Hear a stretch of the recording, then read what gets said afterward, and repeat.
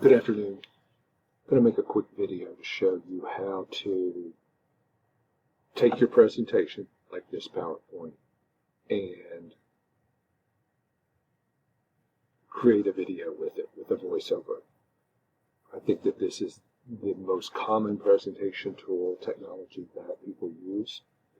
You could do this with Google Classrooms, but you would need to use another technology like Loom, or you could use a technology like Screencastify, Screencast-O-Matic to just capture yourself presenting it.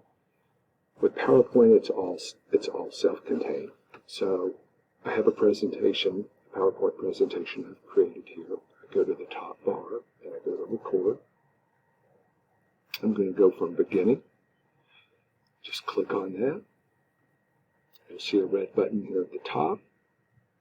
I click on that, and I just start to talk over the slide. And you can see that the counter here starts at 0, and it records as long as you're talking. I go down to the bottom and I advance, and you see it starts over, and it's recording my voice on this slide.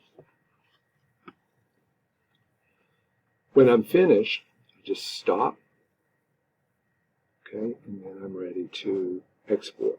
It has this new feature now. This is new. I haven't noticed this before, where you can actually record yourself. See this little black circle we've got down here?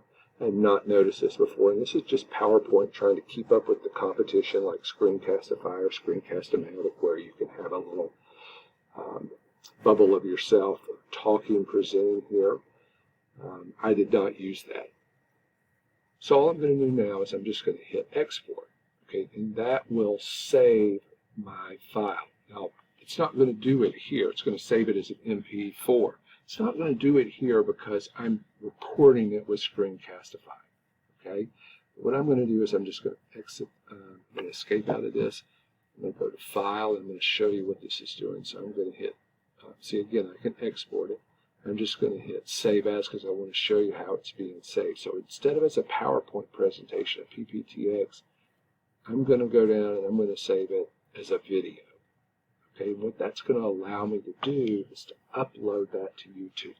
So I'm just going to hit, and again, it's going to give me an error on that because if I hit Save, I'll just save it to my desktop, okay? But it will give me an error because I'm recording this. And it would put that on my desktop. And then what I'm going to go to now is I'm going to go to YouTube. Once that is saved, and it'll take a couple of minutes for it to save because it's going to be a big file, right? Because it's going to have video and it's going to have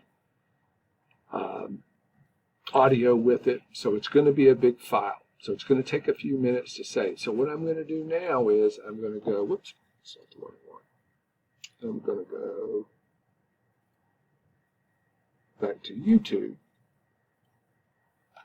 And I'm going to go over here to the top where this little camera is, and I'm going to click on Upload Video, and click on that, and then just go to Select Files, and we'll click on that, and then I'm going to go to my desktop, and I'm going to find that MP4 that I just created. Right? And I'm going to click on that and hit Open, and when I do, it's going to upload that file. You're going to upload it to YouTube, right? And it's going to look like this eventually, and all you're going to do once you do that is you're going to see this video link there. You just copy that. You just copy that link, and that's what you're going to, well, one other thing, I'm sorry. You also need to say it's not made for kids, and you need to make it public. Not private, but public.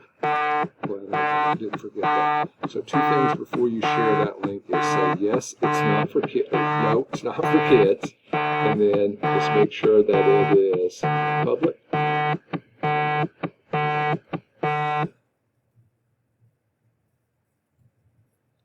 And then just copy that link and share it. That's all you have to do.